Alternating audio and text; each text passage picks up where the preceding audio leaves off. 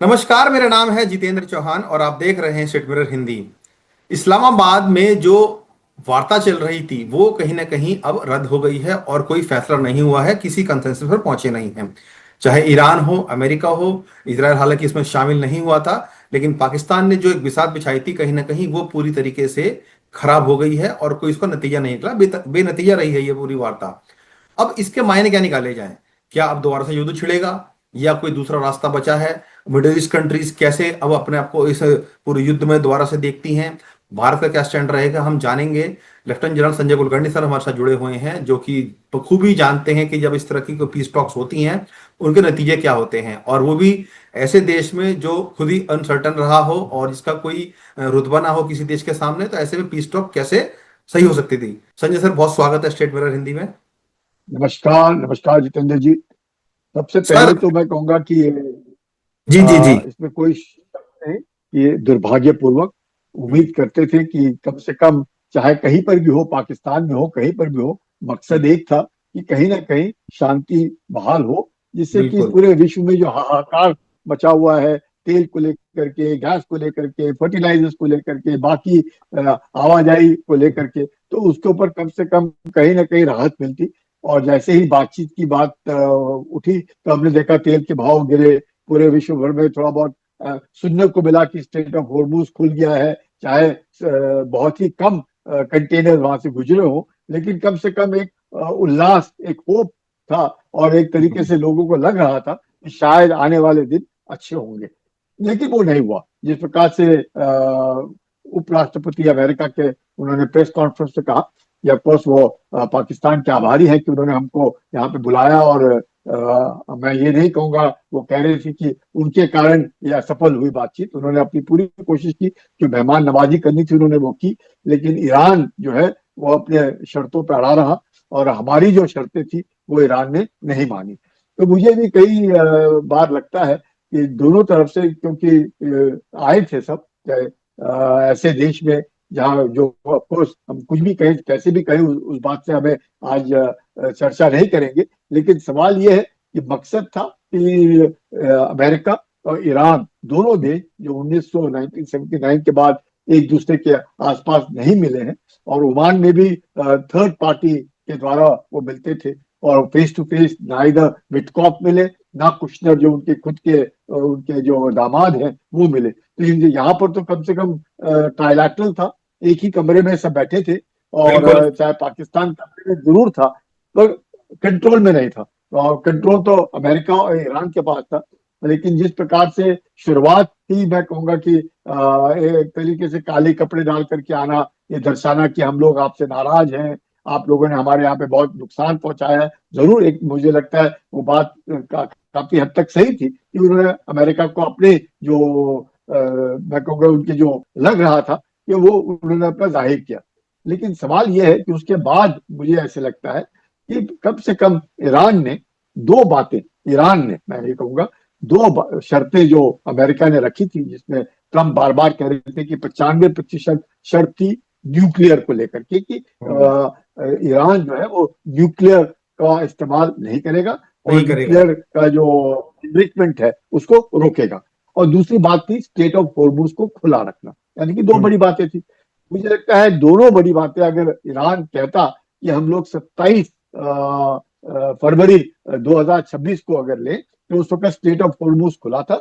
और उस वक्त ईरान इस मानने को तैयार था, ओमान कह रहा है कि ईरान मानने को तैयार था ये शर्त कि हम न्यूक्लियर को लेकर के इसके आगे मतलब बंद कर सकते लेकिन हैं। लेकिन सर, इस तो पूरी ये वार्ता में जो चीजें निकलकर सामने आई हैं वो दो ही चीज बताई जा रही हैं, जो कि चर्चा चल रही है कि दो शर्तें ऐसी थी जिनको ईरान ने नहीं माना। एक तो यूरेनियम वाली बात जो आपने बोली सर, कि वो हम यूरेनियम एनरिचमेंट को अब नहीं छोड़ सकते क्योंकि हम आगे बढ़ चुके थे। एक तो वो बात होगी। दूसरा सर, हॉर्मुज को लेकर बात ही है। सिर्फ इन दो इश्यूज को लेकर जो है चर्चा, वो कहीं ना कहीं बेनतीजा रही है और ईरान ने साफ तौर पर मना कर दिया। क्योंकि सर देखिए, ये बातें पहले से ही सबको पता थी कि अमेरिका क्या शर्तें रखने वाला है और ईरान उन शर्तों को नहीं मानेगा। ऐसे में सर सवाल ये उठ रहा है कि आखिर इस वार्ता का नतीजा निकलना नहीं था, ये सब जानते थे। क्योंकि जो शर्तें हैं वो सबको पता थी कि अमेरिका अमेरिका क्या शर्तें रखेगा और ईरान उन शर्तों को नहीं मानेगा। तो ऐसे में सर अब जबकि ये बिल्कुल स्पष्ट हो गया है कि जो पीस टॉक चल रही थी इस्लामाबाद में वो बंद हो गई हैं, और कहीं ना कहीं अब उसका आगे कोई रास्ता बचा नहीं है। सर क्या आगे का रास्ता आपको नजर आ रहा है एज एक्सपर्ट? सवाल ये है जितेंद्र जी कि अगर शर्तें नहीं मानी, शर्त न्यूक्लियर की थी, लड़ाई 28 फरवरी को शुरू हुई, जब 28 फरवरी को लड़ाई शुरू हुई सबने कहा अमेरिका बेवफा निकला। हम्म। ओमान ने यह कहा कि न्यूक्लियर की शर्त ईरान मानने को तैयार है। अगर हम्म। ओमान ने जो कहा मानने को तैयार है और ईरान ने कहा कि अमेरिका बेवफा निकला और पूरे विश्व ने कहा अमेरिका ने जान करके लड़ाई लड़ी, और क्योंकि ईरान तो मान रहा था शर्त मान को, रहा था। फिर क्यों ईरान को बम्बार्डमेंट किया 28 फरवरी को, जब 27 फरवरी को ये शर्त मानने के बिल्कुल ही नजदीक थी। और अब जब हम देखते हैं कल और मतलब सवेरे जो उपराष्ट्रपति अमेरिका के, वो यही एक शर्त जो कि पूरी वार्तालाप के 95% एक ही था, 5% स्टेट ऑफ हॉर्मूज, बाकी शर्तें थी। आप 15 पॉइंट छोड़ दो, आप 10 पॉइंट छोड़ दो, न्यूक्लियर की एक चीज ले लो जो 95% है, जिसको ईरान शुरू से मानने के लिए तैयार था। अगर उसी वक्त मान जाता है, वो जो कह रहे थे कि अमेरिका को लड़ना था, अमेरिका ने इनको बम्बार्डमेंट करना था, इसलिए अमेरिका ने कहा और ये न्यूक्लियर वाली शर्त तो माने। अब सच्चाई तो ये निकली कि ईरान बार बार उस वक्त भी नहीं मान रहा था, और विटकॉफ और कुशनर जो कह रहे थे और जो वहां पे मौजूद थे और जो इन्होंने राष्ट्रपति को कहा कि इतने दिन की बातचीत से हमें लग नहीं रहा कि ईरान इस शर्त को मान रहा है न्यूक्लियर को लेकर के, तो उन्होंने कहा ठीक है, अगर नहीं मानता है 28 फरवरी को उन्होंने हमला कर दिया, इसराइल ने भी हमला कर दिया और यूएसए ने हमला किया, उनके सारे टॉप लीडरशिप खत्म हो गए और सारा जो नुकसान उन्होंने पहुंचाया पहले ही घंटों के अंदर। ये क्या दर्शाता है? इतना सब कुछ होने के बाद, 40 दिन की लड़ाई के बाद भी न्यूक्लियर को लेकर के ईरान जो है अड़ा हुआ है। अड़ा इसमें हुआ है। अड़ने वाली बात, हाँ, इसमें अड़ने वाली बात मुझे, मैं अगर ईरानियन होता तो मैं पहले ही कहता और अमेरिका को बैकफुट पर रखता। मेरा मानना था, क्योंकि मैं तो न्यूक्लियर को लेकर के मानने को तैयार था, ये ओमान बिल्कुल। कह रहा है कि ईरान मानने को तैयार था, तो मैं कहता ठीक है, मैं आज जो मेरे पास न्यूक्लियर है उसके ऊपर कैप, मैं इसके आगे नहीं जाऊंगा, और IAEA के जो लोग आते उसको हैं सरेंडर वो कर आते दूंगा मैं। रहेंगे। हाँ। बिल्कुल मैं सरेंडर करने को तैयार हूँ, एंगेजमेंट को लेकर के भी मैं खत्म करता हूँ, मुझे कोई एतराज नहीं है। और 27 फरवरी को स्ट्रेट ऑफ हॉर्मूज खुला था और आज बिल्कुल। भी खुला रहेगा, ये दो शर्तें।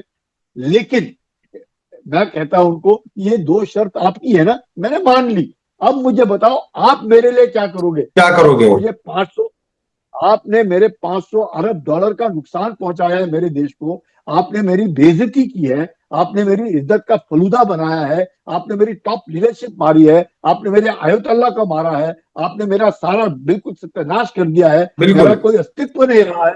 आप मुझे बताओ आप मेरे को क्या दोगे? मैंने तो आपको दे दिया, आपने दो हम्म। शर्तें मांगी, मैंने दे दी, क्योंकि वो तो शर्तें तो कोई बड़ी शर्तें थी नहीं ना।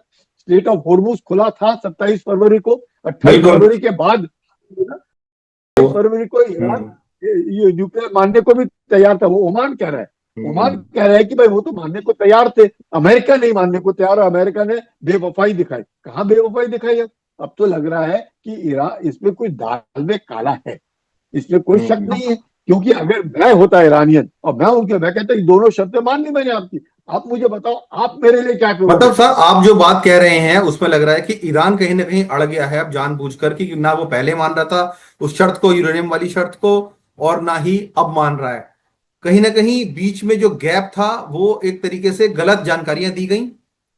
ऐसा आप कहना चाहते हैं कि सर ईरान ना पहले मान रहा था यूरेनियम की शर्तों को लेकर, दूसरी शर्तों को लेकर, ना अब मान रहा है, तो कहीं ना कहीं ये जो युद्ध हुआ है सिर्फ इसीलिए हुआ है कि ईरान जो शर्तें नहीं मान रहा था, और अब आगे भी वही होगा जो पिछले 28 फरवरी के बाद से हमने देखा है, और कहीं ना कहीं ज्यादा भयावह होगा। मुझे लगता है कि कहीं ना कहीं ईरान को ऐसे लगा कि शायद वो जो उसके मनोबल ऊंचा है, ऐसे उसको लग रहा है, और विश्व हम्म। को भी लग रहा है कि अमेरिका के बम्बार्डमेंट के बाद भी ईरान हम्म। का मनोबल नहीं टूटा है, इसको हम और दबाव डालने की कोशिश करते हैं। मुझे लगता है अब अगर अमेरिका ईरान के ऊपर हमला नहीं करता है, छोड़ दे, ईरान को बिल्कुल छोड़ दे, हमला ना करे, जैसे है वैसे रहे। मुझे लगता है ईरान अंदरूनी हालात में डूब जाएगा। क्यों? जब तक दुश्मन था, जब तक अमेरिका हमला कर रहा था, ईरान का मनोबल ऊंचा था क्योंकि वो अमेरिका से लड़ रहा था। अब हम्म। जब अमेरिका ने लड़ना ही छोड़ दिया तो ईरान के अंदर अब हाहाकार मचेगा। लोग कहेंगे हमको खाने को दो, हमको पीने को हम्म। दो, हमको नौकरी दो, हमारे घर बनाओ, हमारे ये करो। और ईरान के पास वो काबिलियत आज की तारीख में नहीं है, नहीं है। क्योंकि ईरान के पास नहीं है। ईरान इसलिए तो वो टोल वो जो वसूली करने की कह रहा है कि मैं 2 मिलियन डॉलर हर जहाज से लूंगा मैं। टैंकर से लूंगा। हम्म। क्यों कह रहा है वो? और अगर अब अमेरिका को अगर किसी तरीके से ईरान के ऊपर दबाव बनाना है, ईरान को बिल्कुल ही छोड़ दे, ईरान के ऊपर हमला ना करे, बिल्कुल छोड़ दे, लेकिन स्ट्रेट सर ऑफ आपको हॉर्मुज को लगता है कि बंद कर ऐसा दे। ऐसा लगता है आपको कि इजराइल और अमेरिका मिलकर ऐसा करेंगे कि भले ही हमारी वार्ता फेल हो गई हो, अब हमले हमले नहीं कर रहे हैं, लेकिन सर जो जानकारी आ रही है मीडिया में तमाम देखने को आ रहा है कि तमाम जो नेवल फ्लीट्स थी अमेरिका की वो रवाना हो रही हैं और उसकी तरफ सर। नहीं, जो शिप्स रवाना हो रही हैं, अमेरिका ये कह रहा है कि हमारे पास 5 बिलियन बैरल पर डे तेल है, जो हम आपको देने को तैयार है। आप क्यों ईरान के पास जा रहे हो? हम दे देंगे आपको तेल। मतलब ईरान को कमजोर दिखाने की कोशिश, नंबर वन। नंबर टू, जो चीन खेल खेल रहा है कि हम ईरान की मदद करेंगे, हम ईरान से तेल उठाएंगे, हम ये करेंगे। अब अगर अमेरिका चाहता है, क्योंकि उसने स्टेट ऑफ हॉर्मुज से डी माइनिंग शुरू कर दी है, उसने अपने शिप्स लगाए हैं, उन्होंने यकीन हम्म। किया है कि डी माइनिंग करेंगे।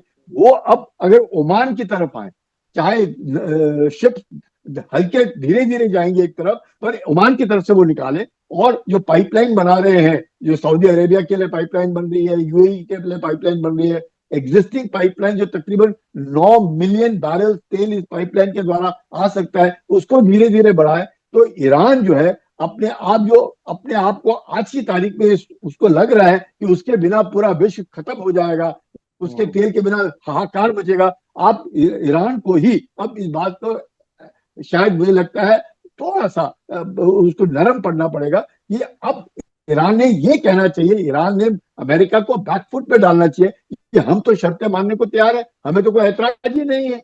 आप हम्म। बताओ, आप हमारे लिए क्या करोगे? आपको हमारी जरूरत है, आपने हमारा लोगों को मारा है, आपने हम्म। ईरान को बदनाम पर किया है, लेकिन जेडी आपने वेंस ईरान को साहब ने बर्बाद जब किया। जब जेडी वेंस साहब ने अभी प्रेस कॉन्फ्रेंस की तो उन्होंने बोला कि हमारी बातचीत बहुत अच्छी रही, लेकिन बैड न्यूज ये है कि हमारी बात बन नहीं पाई। और क्योंकि सर इजराइल एक बड़ा की पार्टनर है इस पूरे लड़ाई में, सर हम देख रहे हैं 14 तारीख को सर ईरान और इजराइल की बात होनी है, लेबनान की बात होनी है हिजबुल्लाह को लेकर।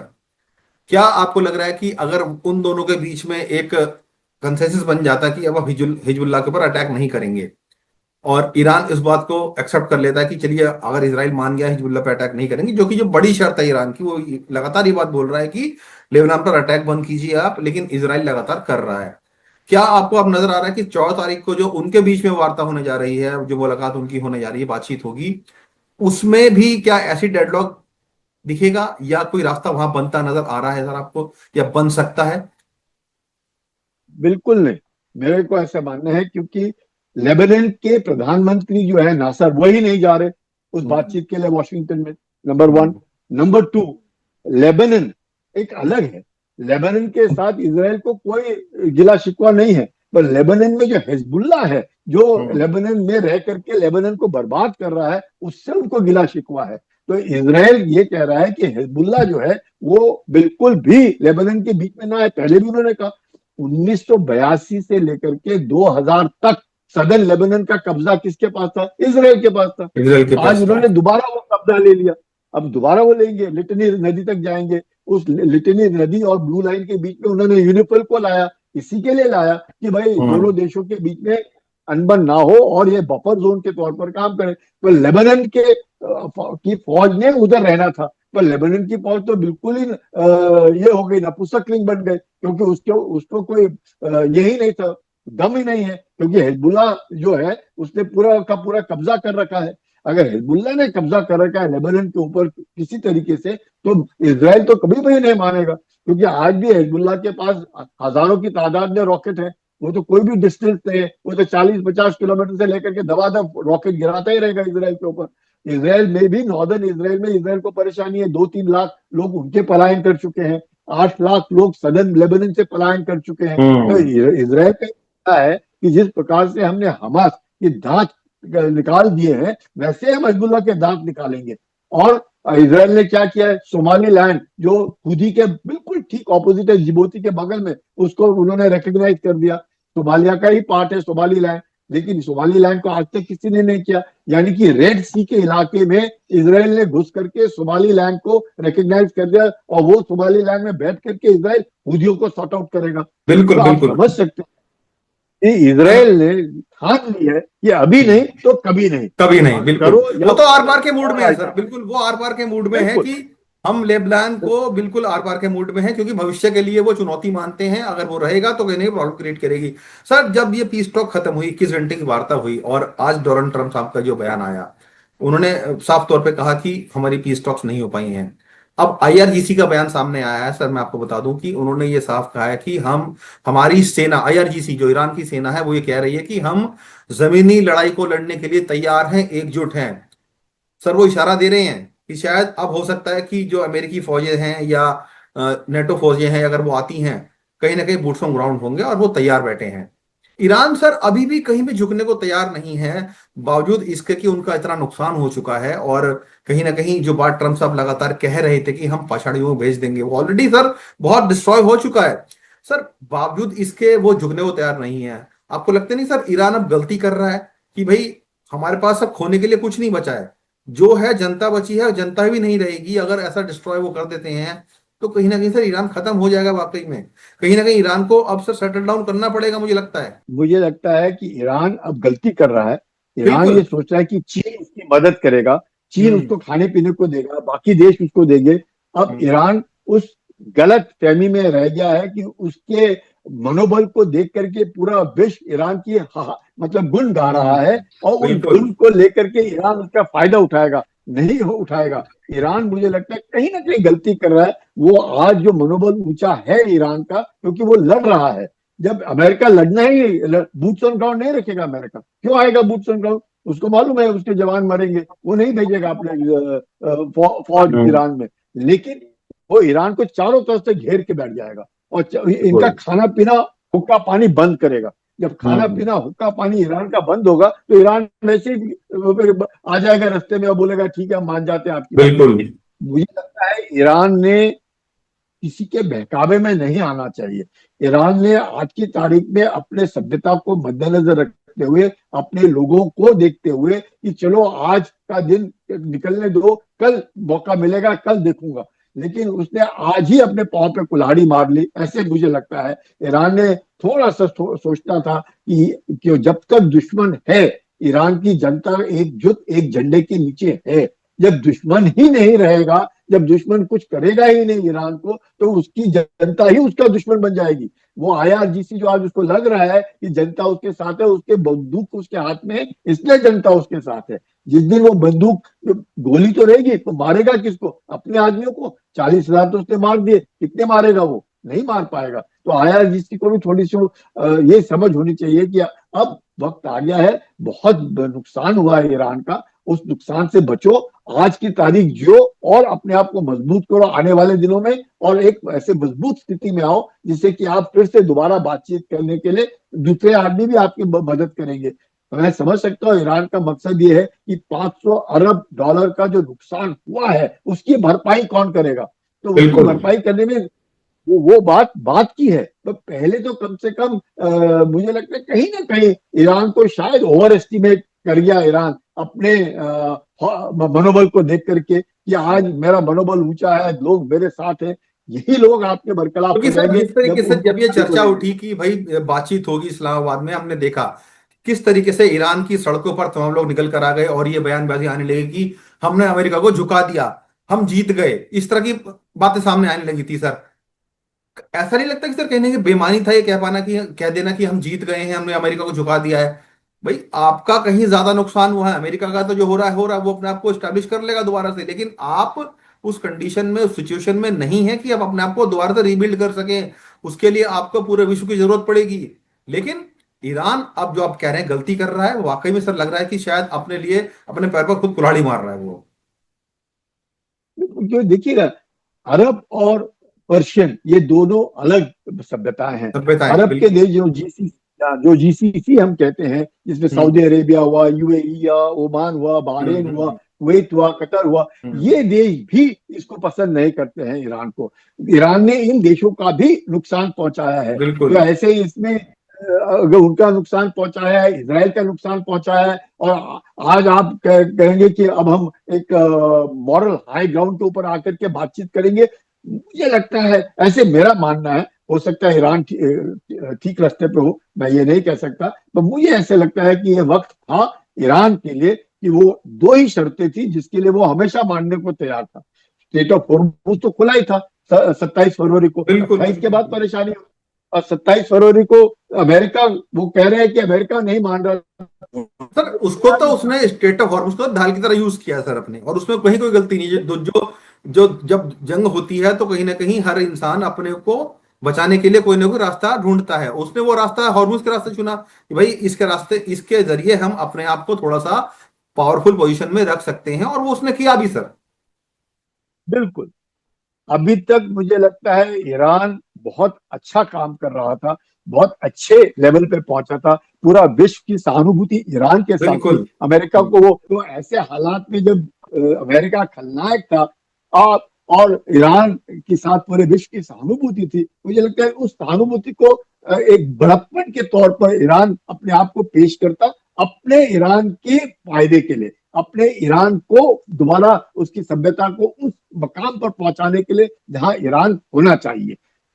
कहीं ना कहीं मुझे लगता है शिया और सुन्नियों के बीच में अब और ज्यादा एक तरीके से दरार पड़ गई है। सऊदी अरेबिया जो है वो ईरान की तरफ अब उस निगाह से नहीं देखेगा। बाकी जीसीसी के देश भी ईरान को एक दूसरी निगाह से देखेंगे, और न्यूक्लियर को लेकर के उनके भी दिल में एक शक रहेगा। और ये जो death to Israel, death to America, ये जो बार बार ईरान कर रहा है, मुझे लगता है कहीं ना कहीं ईरान को अब शायद कठिनाई हो सकती है, मुझे ऐसे लगता है। सर थोड़ी सी चर्चा हम पाकिस्तान को लेकर कर लेते हैं, क्योंकि पाकिस्तान वो मुल्क रहा है जिसने अभी ये पीस टॉक चालू करवाने का प्रयास किया। सब जानते हैं सर उसका मोटिव क्या था। वो देखिए, किसी, ना तो उसकी हैसियत है किसी इतने बड़े देशों के बीच में पीस टॉक करवा सके, ना वो चीन उसकी कोई बात सुनेगा, ना अमेरिका सुनता। चीन ने उनको दबाव बनाया कि आप अपने यहाँ पे कराइए ताकि उसको फायदा हो। चीन सब जानते हैं सर। अमेरिका बड़ा देश है, सब जानते हैं, पाकिस्तान को यूज करता है हर एंड पर। पाकिस्तान ने सिर्फ अपनी जगह दी है उनको कि आइए बात कीजिए, मैं आपके लिए बिल्कुल एक रेड कारपेट लेकर बिछाऊंगा हूं, ताकि मेरे जो बिल्स हैं आगे क्लियर हो जाएं, फंड मिल जाए, और मेरे को थोड़ी सी और पैसे की जरूरत है वो मेरे को मिलता रहे अपना। क्योंकि सब जानते हैं सर। ऐसे में सर अब जबकि पीस टॉक डिलेड हो चुकी है, पाकिस्तान को भी पता लग गया कि हाँ, क्योंकि सर किसी भी पीस टॉक जब होती है आप बेहतर जानते हैं, जो मीडिएटर होता है उसका रोल बहुत अहम होता है। अगर 21 घंटे बात चली, कोई बातचीत नहीं बन पाई, तो कहीं ना कहीं पाकिस्तान को भी रोल निभाना चाहिए था आगे, कि रुकिए हम बात करते हैं, मैं दोनों दूसरे अलग अलग बात करते हैं, एक कंसेंसस बनाने का प्रयास करते हैं। अच्छा इस पॉइंट पे नहीं बन रही है तो उस पॉइंट पे बनाते हैं। मीडिएटर का सर काम ही ये होता है। लेकिन पाकिस्तान ने मीडिएटर ना करके कहीं ना कहीं सिर्फ एक पोस्टमैन का काम किया है कि हाँ आइए। देखिए, इसमें कोई शक नहीं जितेंद्र जी जो आप कह रहे हैं, क्योंकि एक मैसेंजर और एक मीडिएटर में दोनों में बिल्कुल फर्क फर्क होता होता है। है। अब ये तीनों के तीनों एक कमरे के अंदर हैं। अब ये भी नहीं कह सकते कि कोई मैसेंजर है या कोई मीडिएटर है, तीनों एक कमरे के अंदर बैठे हैं। बिल्कुल बिल्कुल। अमेरिका की भी बैठा है, ईरान। लेकिन सवाल यह है कि पाकिस्तान की वो अहमियत या हैसियत वो नहीं थी इतना कि वो अमेरिका के ऊपर अपना जोर दिखा सके या ईरान का दिल जीत सके। तो ईरान का भी वो दिल जीत नहीं सका, और अमेरिका के ऊपर भी उसका प्रभाव कम था। तो ऐसे इसमें वो सिर्फ बैठा था वहां पे, और इधर की बात उधर, उधर की बात इधर। अगर कुछ अरबी में कुछ कहा है, उर्दू में कुछ बोला है, तो उसको अंग्रेजी में बता देना कि इसने ऐसे कहा है, ये कह रहा है। वैसे भी ईरानी सब अंग्रेजी बोलते हैं, अच्छा बोलते हैं, इसमें भी कोई शक जी नहीं है। तो बिल्कुल वो सब बिल्कुल। एक दूसरे के साथ पढ़े लिखे लोग हैं, सब जानते हैं। तो ठीक है, मुझे लगता है कहीं ना कहीं देखिएगा, उसका जियो स्ट्रैटेजिक लोकेशन जो है पाकिस्तान का, 1970 में भी वही रोल पाकिस्तान ने प्ले किया, जिसमें किसिंजर और बार बार चीन में गए, और याया खान ने मदद की, और बार बार गए आए। उसका फायदा उन्होंने पूरा उठाया, पूरा का पूरे हथियार लिए, लेकिन 71 की लड़ाई में हार गया।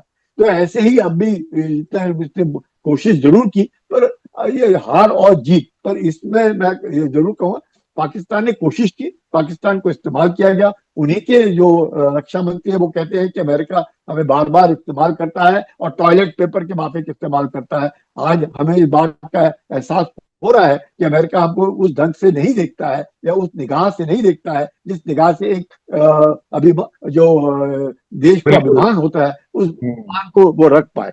तो ठीक है, मैं उसके ऊपर ज्यादा टिप्पणी नहीं करूंगा। वो पाकिस्तान की अपनी सोच है, अपना तरीका है उनका देश को चलाने का, क्योंकि आज उनकी आर्थिक स्थिति बहुत खराब है, तो किसी न किसी तरीके से वो अपने नैया पार कराने की कोशिश करते हैं। लेकिन जरूर ये है कि पाकिस्तान का प्रभाव इतना नहीं था, लेकिन पाकिस्तान ने मेहमान नवाजी की। मैं पाकिस्तान ने दोनों देशों को अपने देश में लाए, उन दोनों दोनों देशों के मेहमान द्वारा नवाजी का फल उसको शुरुआत। जरूर मिलेगा, उस मेहमान नवाजी का फल उसको जरूर मिलेगा। बिल्कुल, इसमें कोई शक नहीं कि पाकिस्तान जो है करता ही मेहमान नवाजी है, जब उसको मालूम है कि उसको फायदा होगा, और वो फायदा जरूर होगा, इसमें भी कोई शक नहीं होना चाहिए। कि अमेरिका जिस प्रकार से बार बार ट्रंप आसिम मुनीर का नाम लेते हैं या शहबाज शरीफ का नाम लेते हैं, तो ठीक है, अच्छी बात है, अच्छी, they are in good books of America, और अमेरिका उनको फायदा दे सकता है तो क्यों नहीं। लेकिन ये नहीं होना चाहिए कि अब ईरान कहे कि आप सऊदी अरेबिया की मदद के लिए तो हवाई जहाज भेज रहे हैं और सऊदी अरेबिया हमारे से लड़ रहा है, और आप हमारे को बुला करके आप बात बिल्कुल करवा रहे हैं, तो आपकी किस किस हैसियत से आप हमारे साथ बात कर रहे हैं? मतलब बिल्कुल। आप हमारे बिल्कुल दुश्मन हैं या आप हमारे दोस्त हैं? तो क्या है, आप अमेरिका के साथ भी खड़े हैं, आप हमारे साथ भी खड़े दिख रहे हैं, और मतलब कहीं ना कहीं ठीक है, आप इसराइल के साथ नहीं है, हम मानते हैं, पर ये सिर्फ इसराइल ही नहीं है, ये तो दो देश यानी कि अमेरिका और ईरान के बीच में जो बात बननी थी वो नहीं बनी। संजय और सर, मेरा ईरान, आखिरी सवाल आपसे रहेगा चलते चलते, क्योंकि समय की कमी है। क्या दोनों देशों ने, चाहे ईरान हो या अमेरिका हो, एक गोल्डन अपॉर्चुनिटी थी वो मिस कर दी है कि किसी तरीके से शांति हो जाती और युद्ध रुक जाता? और दूसरा सर, अब जब ये डिलेल हो गया है तो क्या अब आपको लग रहा है कि सर युद्ध दोबारा से छिड़ेगा और भयंकर छिड़ेगा अब? पहला कि दोनों देश चाहते हैं कि युद्ध ना हो, ये बहुत अच्छी बात है, इसलिए बातचीत करने के लिए आगे आए। हम्म। अमेरिका भी नहीं चाहता है युद्ध और ईरान बिल्कुल। भी नहीं चाहता है युद्ध, ये तो बहुत अच्छी बात है। मतलब ये इसमें दो राय नहीं कि दोनों देश 1979 के बाद 21 घंटे बैठ करके एक कमरे के हम्म। अंदर युद्ध ना हो, युद्ध आगे ना बढ़े, इसको लेकर के बातचीत कर रहे थे। ये बातचीत कर बहुत रहे थे। अच्छी बात है। एक एक इट्स ए वेरी गुड, मतलब मैं कहूंगा well begun is half done. अब हम्म। सवाल ये है कि इसके बाद युद्ध अगर होता है तो क्या और भयानक।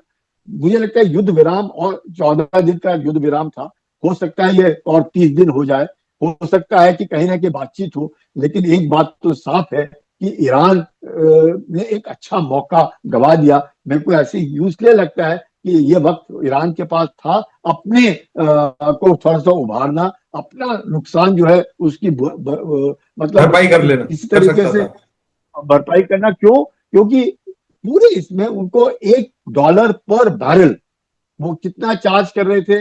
$1 पर बैरल। एक बैरल में 150 लीटर कम से कम तेल होता है, यानी कि हम्म। $1 150 लीटर तेल के ऊपर बचता, तो इतना कोई बिल्कुल। ज्यादा भार आता तो ईरान की दो तरीके से भरपाई होती। जो फ्रोजन एसेट्स थे जो तकरीबन $120 बिलियन है, वो भी रिलीज होते, कुछ इधर से भी मिलता, अच्छे व्यवहार वातावरण से उसका भी फायदा होता। तो मुझे लगता है कहीं ना कहीं ईरान को फायदा होता। लेकिन ईरान अपने अड़ियलपन में थोड़ा सा, मुझे लगता है कहीं ना कहीं, अब लोग कहेंगे जो मेरे साथ जिनका विचार अलग होंगे वो कहने का, मुझे लगता है कहीं ना कहीं, पर वो मुझे ऐसे लगता है कि ईरान ने मानना कम से कम चाहिए।